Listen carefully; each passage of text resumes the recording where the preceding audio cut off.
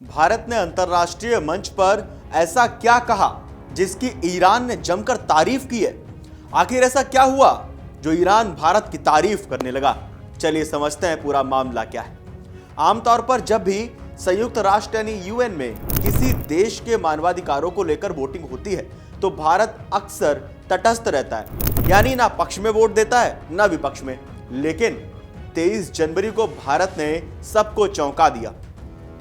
संयुक्त राष्ट्र मानवाधिकार परिषद यानी यूएनएचआरसी में ईरान के खिलाफ लाए गए पश्चिमी देशों के प्रस्ताव पर भारत ने खुलकर विपक्ष यानी नो में वोट दिया। ये सिर्फ एक वोट नहीं था, बल्कि दुनिया को एक संदेश था कि भारत अब अपनी रणनीतिक स्वायत्तता यानी स्ट्रेटेजिक ऑटोनॉमी को लेकर और भी ज्यादा गंभीर हो गया। इस वोटिंग के बाद ईरान के भारत में राजदूत डॉक्टर मोहम्मद फतेह ने सोशल मीडिया प्लेटफॉर्म एक्स पर भारत का दिल से आभार जताया। उन्होंने इसे सिद्धांतवादी समर्थन कहा। दिलचस्प बात यह है कि इस मुद्दे पर भारत, चीन और पाकिस्तान तीनों एक ही पाले में खड़े नजर आए और 7 देशों ने वोट डाले। इस मामले में इसका भी खास महत्व है। दरअसल भारत दक्षिण एशिया की एक बड़ी ताकत है और ईरान का पुराना दोस्त भी है। माना जाता है कि इसलिए उसकी भूमिका संतुलन बनाने की होती है।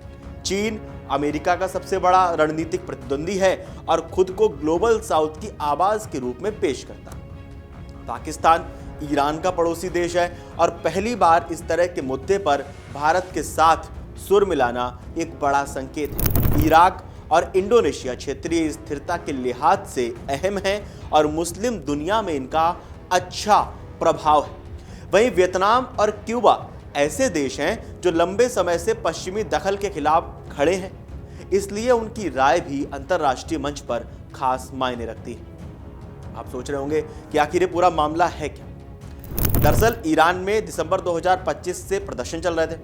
पश्चिमी देशों का आरोप था कि ईरान सरकार ने उन्हें दबाने के लिए सख्ती की, इंटरनेट बंद किया और हजारों लोगों की जान चली गई। वे चाहते थे कि यूएन की जांच टीम का समय बढ़ा दिया जाए। ईरान का कहना था कि ये उनके अंदरूनी मामले हैं और मौतों के आंकड़े बढ़ा चढ़ाकर बताए जा रहे हैं। भारत ने ईरान के इसी तर्क का समर्थन किया।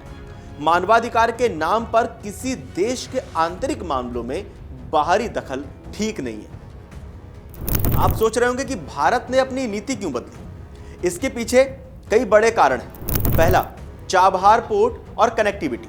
ईरान का चाबहार पोर्ट भारत के लिए अफगानिस्तान और मध्य एशिया तक पहुंचने का इकलौता रास्ता है। भारत यहां करोड़ों का निवेश कर चुका है। दूसरा, ऊर्जा सुरक्षा। ईरान भारत का एक प्रमुख तेल आपूर्तिकर्ता रहा है और अमेरिका के प्रतिबंधों के बावजूद भारत अपने ऊर्जा हितों को सुरक्षित रखना चाहता है। ग्लोबल साउथ की आवाज। भारत खुद को विकासशील देशों यानी ग्लोबल साउथ के नेता के रूप में देख रहा है और पश्चिमी देश अक्सर मानवाधिकारों को हथियार बनाकर दूसरे देशों पर दबाव डालते रहे हैं। भारत ने इस बार इस दोहरे मापदंड को चुनौती दी है और यह घटना दिखाती है कि 2026 का भारत अब दबाव में आकर फैसले नहीं लेता।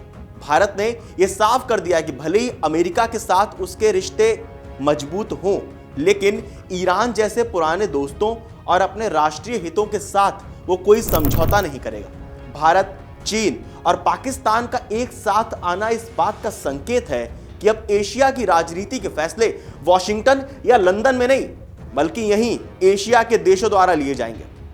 आप लोगों को क्या लगता है इस खबर को लेकर, हमें कमेंट करके जरूर बताएं और देश और दुनिया की तमाम बड़ी खबरें जानने के लिए देखते रहिए अमर उजाला। अगर आप ये वीडियो YouTube पर देख रहे हैं तो हमारे चैनल को सब्सक्राइब कर बेल आइकन दबाएं और Facebook पर देख रहे हैं तो हमारे पेज को लाइक करें।